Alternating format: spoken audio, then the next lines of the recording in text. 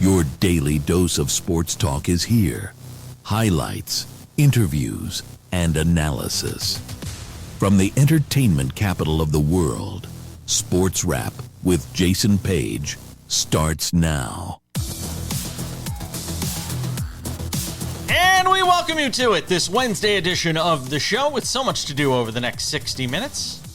Glad to have you with us on over 270 affiliates across the United States and Canada. And wherever you may be watching, courtesy of the Sports Wrap with Jason Page YouTube channel, thanks for being with us. I said a busy show because Linda Cohn is here. Well, she was here. So yesterday, kill the music. We'll kill the music.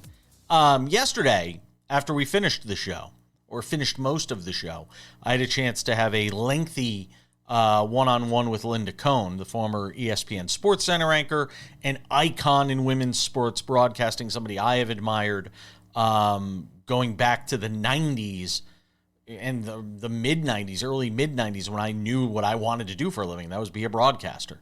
And growing up in the shadow of ESPN in Connecticut and seeing everything that she's done and accomplished, retiring after 34 years recently over at ESPN, and now launching her own brand, The Linda Cohn Show, jumping into this brave new world that I jumped into a few years ago myself, where you break away from the constraints that often come with working for a brand like ESPN, which I worked for, NBC Sports, which I've worked for, SiriusXM, which I've worked for, these different corporate media groups, the iHearts, the Odysseys, the Cumuluses. I've worked for all of them. And there are certain constraints that come with that. There is a certain level of muzzling that often comes with that. And the freedom that you get when you decide to go off on your own is exhilarating. It can be frightening, exciting, all at the same time. And she's discovering that now, and she's making her voice heard on a lot of issues. So I want to talk to her about her final days at ESPN, her career there, also get into some of the big hot-button issues around the sports world that she is now opining on, and we will do that coming up during the course of this show. The Tony Romo controversy going on over at CBS Sports, the topic of trans women in sports, Aaron Rodgers, Pat McAfee, the state of women in broadcasting. We're going to get to all of it with her during the course of this show. And it's not even the full conversation because we talked for so long. We only have so much time in the course of this show. We will have the entire conversation, Linda Cohn in her own words, in its entirety. That will be next Friday on the show. So a week from Friday, August 14th, we will have that entire conversation on a special edition of Sports Wrap. So that is coming up. You'll get a good chunk of that conversation in today's show. But we start things out as we always do, because we still have our staples. Still got odds and ends later in the show. And we still talk about the big stories of the day. What is on my mind? What is burning a hole in my brain? And we do that in the big story.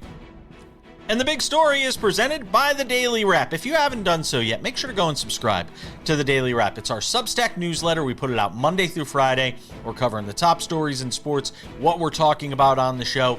It's all in the Daily Wrap. Subscribe. It's real easy. All you got to do, scan the QR code. It's right there. You got your phone in your hand anyway. Scan the QR code and get the Daily Wrap, our Substack newsletter, and it's free. Whereas so many people are charging for these things. We put it out there for free every day, for now anyway. So go and subscribe while it is free and go check that out. All right, the big story today. Live Golf gets a lifeline. We don't know from who. And I think that's, the devil is in the details sometimes in these things. Remember who started Live Golf? It was the Saudi PIF, which in itself generated a ton of controversy vis-a-vis what a lot of people think the Saudi government does or doesn't do. Well, Scott O'Neill, the CEO of Live Golf, has announced at this week's event at Trump Bedminster in New Jersey that they have a person who's going to fund Live Golf, somebody who's going to be basically a majority investor in the Live Golf brand for 2027. And I only have one question. One simple question that I want to ask as we begin today's show. I want to know where all these people are with all this money who are willing to put it into losing investments. Because that's what Live Golf is. What are you getting out of putting $250 million into Live Golf? Somebody's got to tell me that. And I don't say this as a shot at Live Golf. I don't say it as a shot to Scott O'Neill, who's a sports executive I have a lot of respect for. Remember, he jumped in after they got rid of Greg Norman and took things over at kind of a fraught time for Live Golf. But I want to know where all these multi-millionaire companies are. Because I'd gladly take your money, and I'd probably be able to give you a return on investment far better than what Live Golf is going to wind up being. Because mark my words on this day, August 5th, 2026, this Wednesday edition of Sports Wrap, Live Golf is done. The patient's dead. You might still be breathing, but the patient is dead. This cannot compete with the PGA Tour. Period. Full stop. I don't know why somebody would say, you know what, I'm going to take $250 million of my hard-earned money, doing whatever it is you've done. And again, we'll find out, the devil's in the details on who this unnamed investor or investment group is that's put in $250 million and thinks it's going to be able to go up against the PGA Tour when Live Golf has a basically non-existent TV deal. And we all know what drives these things. It's media rights deals. We're going to go put Live Golf on YouTube, which, by the way, we're on. Love you guys on YouTube. But where are you going to go put Live Golf? That's going to suddenly make it viable going up against the PGA Tour week in and week out. The only shot Live Golf might have is if they put it on in the off season of golf. You know, those fall and winter events that not a lot of people are watching. If I were Scott O'Neill and the folks at Live Golf, that's what I would do. I'd put it up against those events because you're not going to win on a week in, week out basis, especially when you're on at all different hours of the day and all different hours of the night, vis-a-vis the fact that you're playing events all over the world. And largely, with the extent of a couple of times a year, PGA Tour, the main focus of their events is in the United States. When people are watching, not in the middle of the night, when events on in Australia or Singapore or Saudi Arabia, or name the country of your choice that isn't the United States. And that's the big story. We're coming back.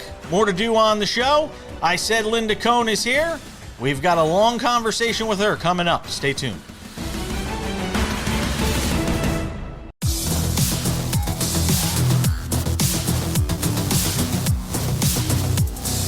Welcome back to Sports Wrap. Good to have you all with us, and good to have this person with us. Somebody I've been teasing that's going to come on the show, I think, since last week. And somebody I've wanted to talk to ever since I heard she was retiring at ESPN. Is one of the pioneers of women in sportscasting. One of the originals at ESPN. I'm going to flatter you for a second here. Got there in 92, which is around the time I was about 15 when you started at ESPN in 92. And that was right around the age that I actually decided and knew that I wanted to work in sports media for the rest of my life. Like, I knew at 15 this was what I wanted to do. And seeing somebody such as yourself and everybody at ESPN at that time, and SportsCenter was obviously the flagship show for everything at ESPN, and seeing you for all these years do your thing there and do it so well and so professionally in a day and age where there's been ebbs and flows in terms of what professionalism looks like and what sports anchoring and SportsCenter looks like. You were such a steady presence on that platform, so I can't say enough in that regard. What has the first few weeks, and you were kind of on in more of a limited capacity on SportsCenter towards the end, but what has it been like over these first few weeks, sort of settling into this new sort of Linda Cohn era for yourself? First of all, Jace, thanks for the kind words. Great to be on with you. It's been great. It's been an adrenaline rush. It's starting over again. It's challenging myself. It's keeping my mind busy. It's keeping my mind occupied. it's better than it's ever been. It sounds cliche, but for me, it's fact. I have total freedom. I say that on my show, hashtag total freedom, Jace, because like it or not, there are advantages for working for ESPN, and there were plenty. I was there 34 years, but I earned those advantages. But there were a lot of things that I wasn't a big fan of, but you had to be tongue-tied a little bit, meaning you had to kind of zip it and kind of hold in your thoughts about certain subjects. And you could speak your mind. You could say, hey, I want to do this story, or this story should be covered in SportsCenter. And they would let you have a conversation. But in the end, it wasn't up to you. And so to your point, with this show that I have, the Linda Cohn Show on YouTube, it's been fantastic because I just react. And that's why I had the longevity at ESPN, not because I was able to speak my mind. I'd sneak in some comments. People who watch me over the years, like you, know which side the bread is buttered on, type of thing, and where I stood. But I just felt like when I did highlights, I would say what I want, and it would be reactive. It would be natural. It wouldn't be choreographed. And that's how I feel with this show, the Linda Cohn Show. Like a piece of video would come up, I said, let's have this on the show. I want to react to it. And a lot of times, and also I have fan questions, and I never see the questions in advance, and let me react to it. So it has a little bit of that kind of feeling of like living on the edge that you had doing a late night SportsCenter when games were ending and you had to react to it. And which I felt I love that. That was the greatest part of SportsCenter. That's why I love doing the highlight shows, because you're reacting to actual sports and what happened. And back in the day, we were talking about sports. Now I'm talking about stuff off the court, off the field, Jason. Yeah, and in the later years, 34 years at ESPN, as you started to see others depart or go out the door. I was talking about the Stan Hills, the Neil Everetts, the Stan Verrettes, Kenny Mayne, all these people you worked with. Did you start looking over your shoulder? Like, describe what that environment is like for somebody that's been there a long time, and you're watching other people that have been there for a long time sort of depart. Are people looking at you as if to say, all right, go, jump, don't make us push you? Does it have that sort of environment to it? I don't know if I would say that. First of all, you have to block out all of that. Yeah, I tell young people all the time, you have to block out any noise you think you hear. You can't create stories just because perhaps you have a feeling that something's up. That's not your concern. That's not your decision. All you can do is go out there and be yourself and kick butt and just crush it. And then no one will have anything on you because you kicked ass. And that's what I always tell people. Did I feel any kind of thing? Well, sure I did, Jason. Honestly, I mean, they closed down the LA studio 2 years ago. They gave everyone, our entire staff, 6 weeks to make a decision. Some they didn't ask to make a decision. Some they didn't want back. I didn't want to be dictated to, and it took me by surprise. I felt sad for our staff. A lot of young people, a lot of young families, and they had to decide if they wanted to go back to Bristol, Connecticut, or go to Bristol, Connecticut for the first time and move there, or have to look for another job in Los Angeles. I just didn't like the way that was handled. It was awful. So that's when I saw the writing on the wall. Stan went his direction. He chose not to hang around. I don't know if he was offered to, and that's his business. Stan Verrett I'm talking about. Mm-hmm. But, for me, I was like, I'm not going to let anyone push me out. But I did have to I didn't work much that final year. I'll be honest with you, because they cut my salary 80%, Jason. In that final year, they just said, okay, you could do a bunch of events for us, like 15 events. I ended up doing about 4 events the entire year. I felt like I was retired in my last year, technically at ESPN. When they didn't renew my contract, when it was up in this past June, I knew the writing was on the wall. They obviously didn't have a need for me or want me, even though I suggested different ideas off camera. If they wanted to keep me around to promote ESPN, to promote Disney, to do all that, there was no interest. And so I said, you know what? Guess what? I'm out of here. And I said to the people that asked me, not the bosses, because they never got on the phone with me. It's the great middle management people who said, Linda, we want to give you a good send off. And a great guy, Johan Castillo, who is one of these middle management folks, he goes, Linda, what would you like to do? Do you want to just stay in LA? You want to just do something on Zoom? And I'm like, you know what? this is going to make ESPN look a hell of a lot better if they fly me out to Bristol and say goodbye from there. And Johan was like, oh, sure, I'll ask the bosses. I'm sure they'll give a check for that. And they did. But that's all they did. And then the good people, the producers, the directors, the middle management people, the camera operators, the audio they made it. My colleagues that I got to see when I was in Bristol for the big goodbye, that's what made it special for me. And I'm really glad I was, as I say, better, not bitter. I could have been bitter. I could have, I could have been. Yeah. But what's the point? Why do that? Yeah. I know what I meant to ESPN. And you know what? ESPN helped me as well. Sure. Could I have done more stuff, Chase? Did I want to do more that I didn't get opportunities for? Sure. But was I still a nightly fixture on SportsCenter? Yes. So I just took the high road. There was a lot to be grateful for, and that's how I looked at it. Grateful for those 34 years, no matter how they look like. We have more with Linda Cohn next.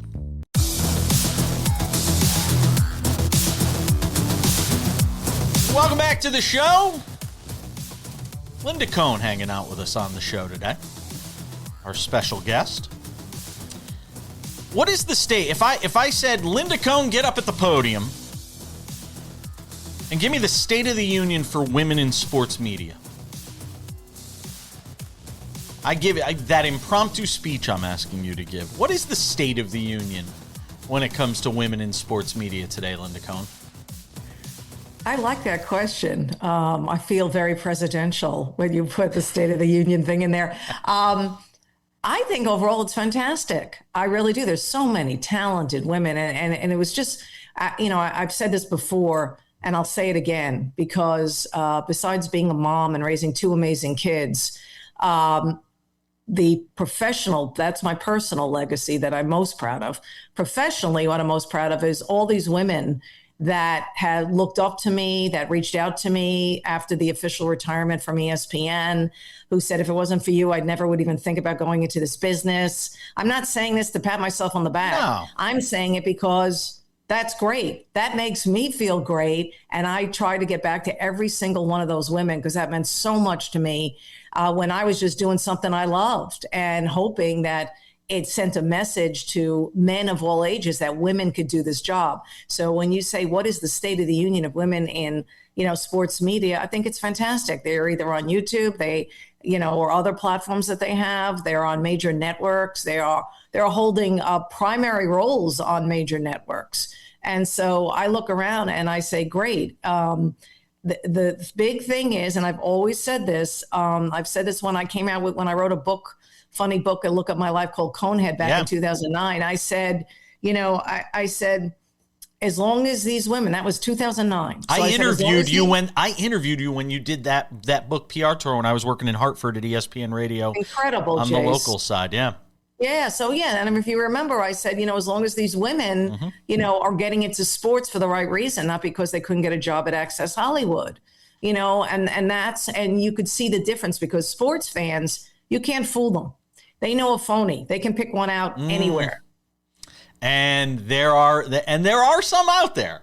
And frankly, I think there are some males that are doing it. Males out there. I'm a sports fan, Jace. Absolutely. I can pick them out. I know. Absolutely. And we could sit here and pick them out for sure. So then along those lines, how much did something like the Dianna Russini, Mike Vrabel thing that sort of played out? And we know what we know.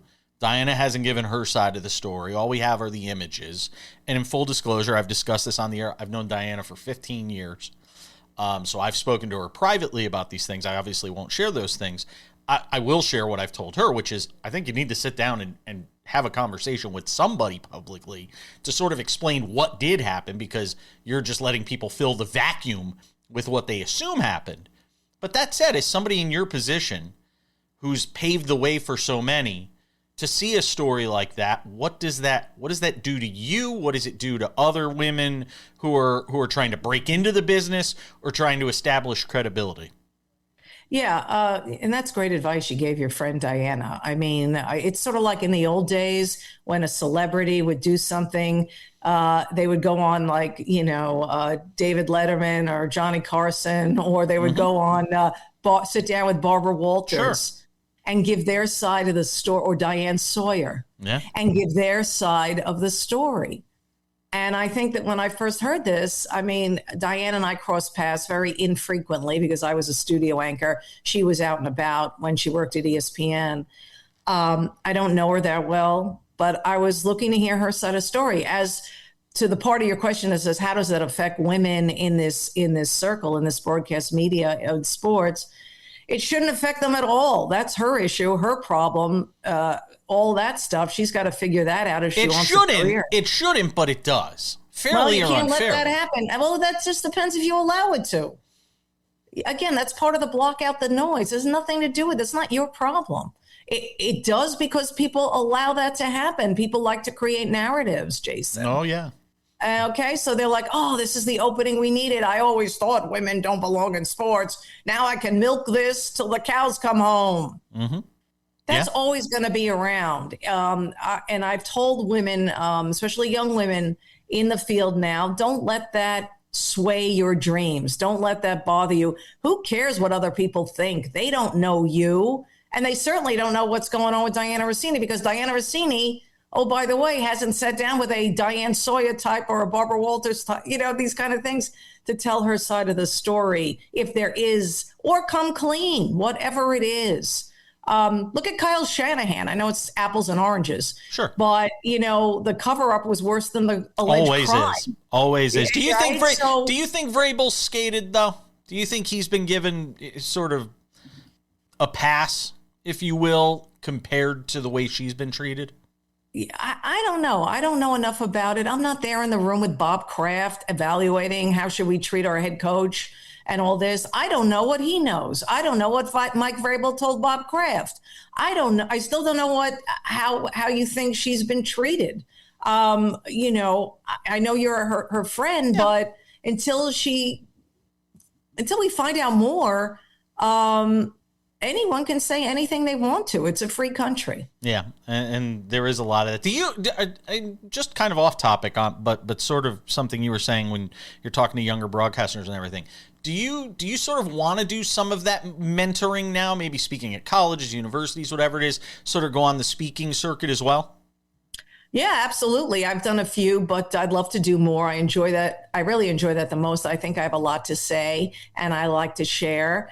And I think it would help a lot of today's college student, or even in business industries, how to handle, breaking into the boys club. That was basically Conehead. That was the name of my book, as you know, Jason. I knew how to do it a million years ago. And how much has that changed? How much do you still need that advice? So, yeah, if anyone's listening and wants to hire me, definitely reach out, or reach out to Jason. He has my info. There you go. I'll be your agent, and I'll take probably a smaller cut than your real agent. Linda Cohn is hanging out with us on this special edition of Sports Wrap, catching up with her. We still got to talk about what she's doing and her plans and sort of how she plans to use this platform on YouTube. And being more outspoken and being able to speak her mind, because for so many years you're scripted in that SportsCenter mold, and it's kind of hard to break out of those things into your own voice, and being able to do that. Now I want to talk to her about that and some of the other big issues taking place around the world of sports. Stick around, we got a lot more to do.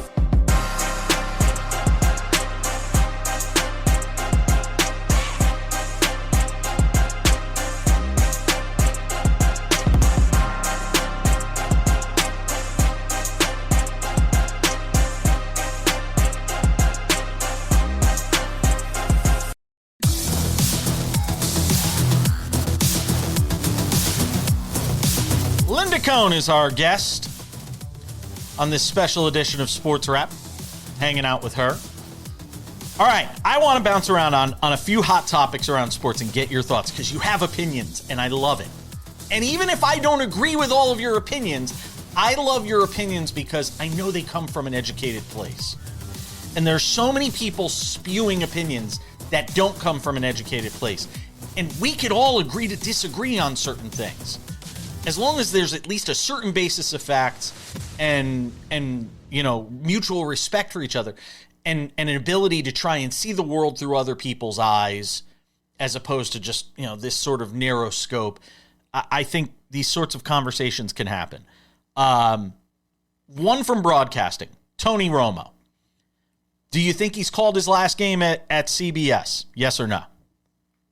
Yes, I said this on the Linda Cohn Show, the latest episode on Monday. I said, this is it. I go, the optics would look awful. Let's say they take him back. The legal process does its thing. And Tony, is back, says he's a new man, and demoted to the number 2 or 3 team. The optics just don't look good for CBS or for Tony Romo. And I said on my show, Tony and CBS, they'll probably reach a mutual financial agreement. He signed that 10-year, $180 million deal. Still owed 4 years. Still owed 4 years. Exactly, Jay. Yeah. So they'll reach some kind of financial agreement. They'll part ways. Tony will take the rest of the season off, and he'll be, in his mind, work on himself and come out with a statement or talk to somebody out loud publicly and say, you know what, I'm going to work on myself and look forward to resuming my career, on another platform at another place. And guess what, Jason? Tony Romo's going to get another job. Yep. And it was the best thing that could happen to CBS after years of his skills declining. The execs at CBS knew it. And colleagues knew it. Tony wasn't working as hard as he did when he first burst onto the scene. So we're going to see a new Tony Romo. It's just not going to be with CBS. Yeah, we're in total agreement on that. You've basically trumpeted everything that I've said as well. So I couldn't agree with you more on that.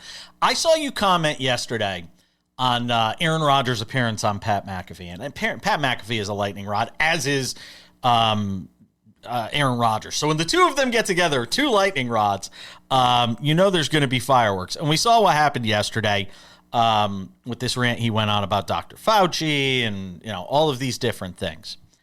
When you're watching Aaron Rodgers, I said this at the top of yesterday's show in the big story. To me, at this point, Aaron Rodgers is kind of the early days of American Idol in the audition stage. When you're watching, but you're not watching because you're watching something great. You're watching out of morbid curiosity to see what he's going to say, what outlandish thing is going to come out of his mouth, and you're watching it for entertainment value. Because from a football standpoint, he's not even a top 15, top 16 quarterback at this stage of his career. McAfee sort of gives him that platform. What do you make of I saw what you kind of said about his comments. What do you make of sort of Aaron Rodgers in this final stage, literally this final lap of his career with the Steelers, and being outspoken the way he is, for better or for worse? I think you're a little harsh comparing him to one of those early American Idol contestants. Those were car wrecks.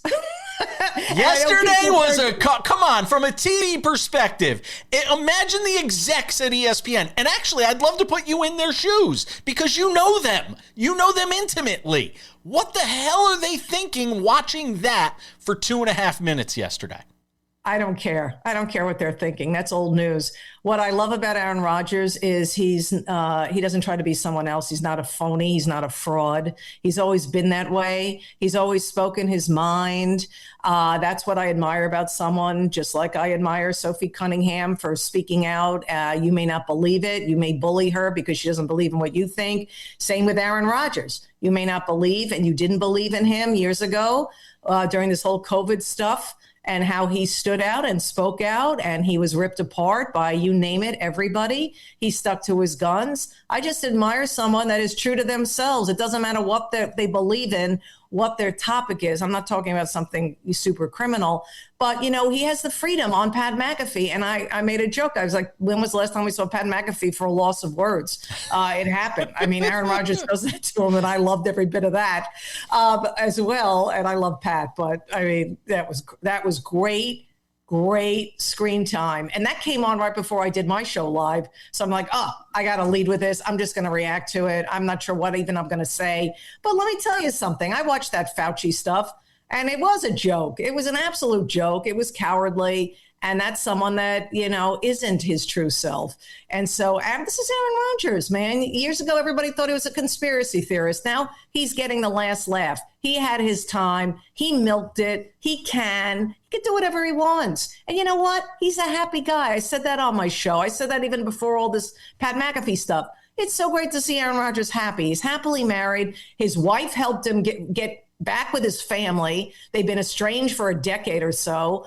He credited his wife for that. He credited his wife for helping him make the decision to come back to the Steelers for another year because he wouldn't be happy if he retired.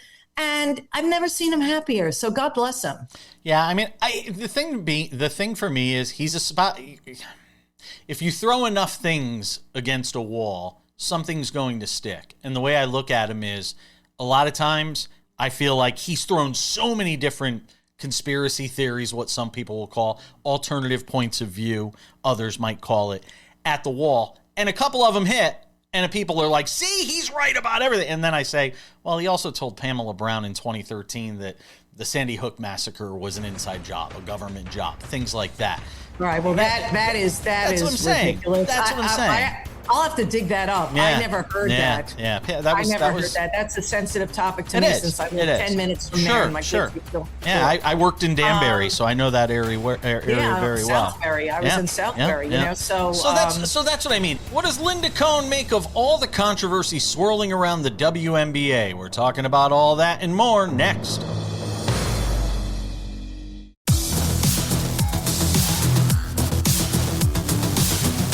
Odds and ends will wrap it up 10 minutes from now. More of my conversation now with the great Linda Cohn, former ESPN SportsCenter anchor and host of the Linda Cohn Show, which you can watch on YouTube. I think she said Mondays and Thursdays.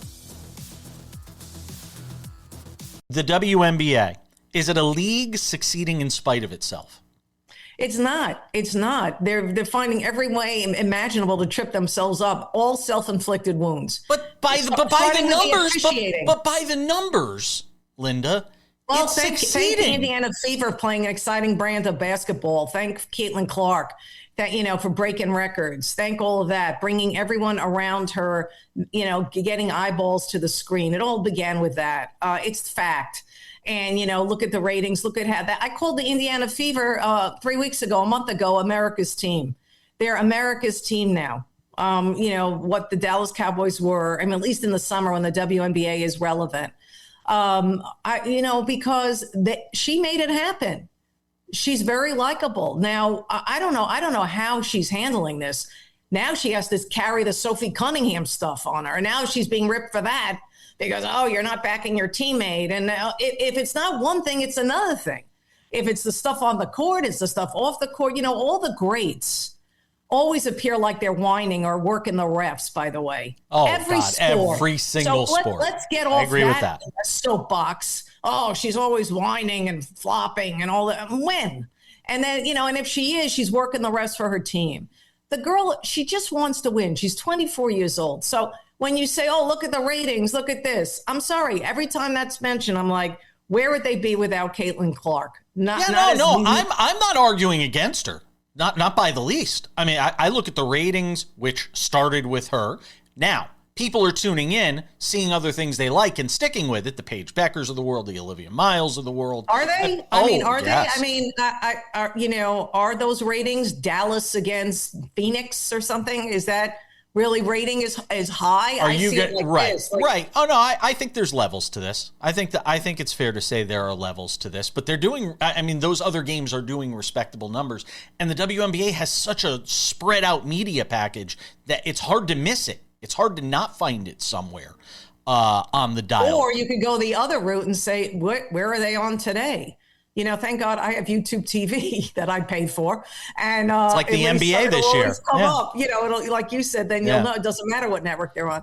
But hey, there's a lot of talented women. I say this all the time. The WNBA, and it's a shame the stuff off the court is diverting and distracting from the quality of play that is on the screen. Having Caitlin Clark and the popularity of Sophie Cunningham just skyrocketed when it comes to the Fever. And by the way, it's not like the Fever are unwatchable. Oh, God, their brand of basketball is great. They score over 100 points a game. Okay? Mm-hmm. So it's not like, they're watching just because these two women. No, they're watching because Kelsey Mitchell is amazing. Aaliyah Boston is amazing. Yep. They play as a team. They're scoring points. They're not like the old days of the WNBA when the final score was 50-42. That's true. On the Sophie Cunningham thing,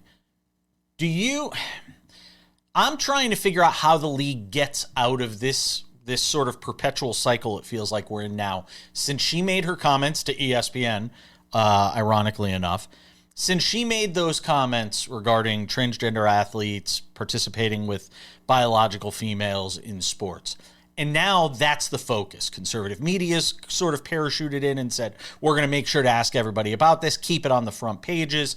As a league, what are you supposed to do to keep the focus on basketball and get it off of this? Well, you don't perpetuate it. You don't have Cheryl Reeve, the head coach of the Minnesota Lynx, which I said on my show on YouTube, the Linda Cohn Show, on the last episode. You don't wear a shirt that says, let's see, what is it? Trans girls belong. First of all, Sophie Cunningham never said anything about trans not belonging. She said she has nothing against trans. Her issue was having women's spaces being invaded by, in her words, biological males, or in other people's words, female transgenders, invading their space, taking roster spots and all this. And what I said on the show, Jason, it's very simple. It's easy for all these coaches to come out. And then you had the Golden State coach, McAfee, talk about, I've been excluded because it talked about you don't belong here because I'm short and my ethnicity, being Asian. Ethnicity, sorry. What's that got to do with anything? I mean, it was like such a reach for me. Sports is about competition. Sports is not about allowing everybody to play. They're not 3-year-olds on a soccer field right now. This will, you say, when will this end? This will continue until the WNBA is faced with an issue like this. They're not. They don't have this issue right now. But 23 states allow this to happen, plus the District of Columbia allow this to happen in lower levels, right? In high school, lower levels. in junior high, Yes. okay, and all these kind of things. So when I hear these head coaches say this is not an issue, this is something built up by what you said, the conservative media, it is going on, and it is affecting people that have kids that have to deal with this. And by the way, Sophie Cunningham never said this is the number one problem in sports, which one of these coaches, which Cheryl Reeve said, this is what's being painted as the number one problem in sports. And Cheryl Reeve also said, and I played the soundbite on my show, anyone could just find my show on YouTube, Jace. And she said, I've been thinking about this for a while, and I've been talking to our leaders about what's going to happen when this issue comes to the WNBA. Cheryl Reeve has already been thinking about this. So right or wrong, she sees that this is something that's going to happen. But right now they don't have an issue, so they can talk about it freely because they know LeBron James is not going to suddenly transition and be an issue, or anybody else is going to be that way. I'll make a comfortable prediction. There will never be there will never be a transgender female playing in the WNBA. The WNBA, it's not sustainable. There's all this skill. It's a professional sports league. We're wrapping it up. Odds and ends are next.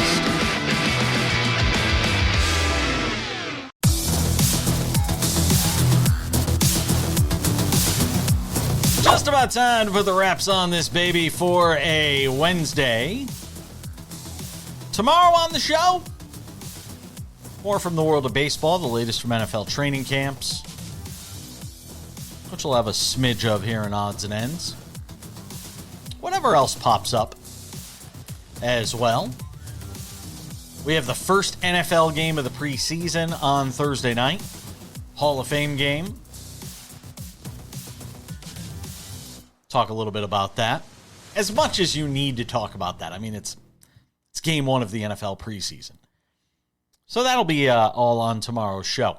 Also, again, if you missed our conversation with Linda Cohn, that isn't even the entire thing. It will be up and available in its entirety on our YouTube channel, which I'll talk about in just a second.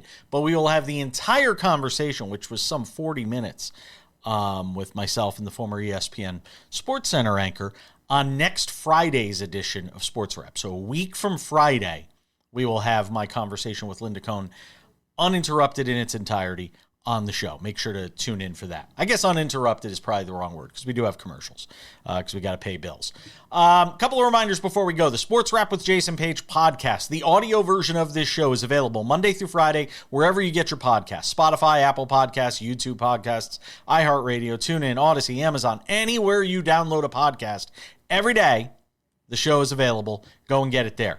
The Sports Wrap with Jason Page YouTube channel is the place for all things video related to this show. Monday through Friday TV version of the show. 45 minutes, commercial free, available for you each day. Extended conversations like the one we had with Linda Cohn. Sometimes interviews go long. We can't fit it all into the TV show. We put it on the YouTube channel. That's why we have it. For overflow content, such as a conversation that goes too long. Sports Wrap shorts are there. You may have seen last night, something we're going to reference here in Odds and Ends. Big event for the Yankees that took place. We'll tell you about that. Sports Wrap shorts, breaking news, something happens, we jump in and talk about it there. All of that available on the YouTube channel. All right, the Sports Wrap website, if you have not checked this out yet, sportswrap.tv. It's right above my head. You can't miss it. Sportswrap.tv is the place to find all things related to the show. The aforementioned podcast, the aforementioned YouTube channel, YouTube content. It's all up there. We also have the Daily Wrap, our Substack newsletter. That's available on the website, sportswrap.tv. You can subscribe there. It's free. Go and do it. We also have our affiliate finder if you want to know where to watch the show in your particular market. Maybe you're watching us on YouTube right now, want to know where you can watch it on TV, Monday through Friday, weekends too. All of that available on the website. You could also send us your comments, criticisms, love, hate, we don't care, suggestions. The virtual suggestion box is at the bottom of the website. Go there and send us your thoughts. And without any further delay on this Wednesday edition of the show, it's time for some odds and ends. Odds and ends. Oh, yes. Last night, a special night in the Bronx. George Lombard Jr., the Yankees' #1 prospect, making his debut and doing it with a bang on an 0-2 pitch and a 1-0 Yankee lead over the Cardinals. He hits a home run, solo shot. His parents are going nuts. It's on the same day his kid brother hit a home run in his professional debut in the minors. You can't make this stuff up. Baseball is great for these sorts of stories. The Yankees get Lombard into their lineup playing shortstop. Anthony Volpe's been sent down to AAA to make room for Lombard. He's going to learn how to play second base down there because this kid's the future of the franchise. There's just no getting around it. I mean, they've built everything around him. And I will credit to my friend Sal Santinelli. I'm going to use his full name, who watches us in Connecticut. Longtime friend of mine. Somebody I've known since we were kids. He texted me last night and he said something that I think was a very apt comp for George Lombard Jr. He looks like a young Manny Machado. And boy, the Yankees would be thrilled if they got 10 years of Manny Machado in their future. And that is what they hope maybe George Lombard can be. A great moment, though, at Yankee Stadium last night with him hitting that home run. And the Yankees beating the Cardinals 2-0 as they remain atop the wild card standings right now in the American League, and they try to chase down the Tampa Bay Rays. Odds and ends, it's the end for Marcell Ozuna, who has struggled this year mightily with the Pittsburgh Pirates. Ozuna, released by the team, he had a one-year, $12 million deal, and he basically stole money. He hit .203 with 8 home runs and 29 RBIs, a .613 OPS in 70 games, and therefore the team has decided to let him go. Pirates still trying to secure a wild card spot out there in the National League. Odds and ends, Jalon Walker of the Atlanta Falcons. Pittsburgh had Pittsburgh on the brain. Of the Atlanta Falcons, had 5.5 sacks as a rookie last year out of Georgia for the team. He was expected to be a big part of their pass rushing unit while the edge rusher is done for the season. A torn ACL and a huge blow early on in training camp for the Atlanta Falcons. The guys got to be walking around looking at each other going, really? Like, this just started. Happened at the end of practice on Tuesday. The team announcing on Wednesday he would miss the entire season that is upcoming because of that. Best wishes go out to him. Hopefully he feels better soon. And that'll wrap it up for us on this Wednesday edition of Sports Wrap. Thanks to all of you at home for watching. Thank you to Linda Cohn for hanging out with us. And again, our full conversation with her will be available on YouTube, on the Sports Wrap with Jason Page YouTube channel, and that full conversation will also be available next Friday, a week from this Friday, here on Sports Wrap. We hope you tune in then. But until tomorrow, I'm Jason Page. That does it for Sports Wrap. We'll see you next time.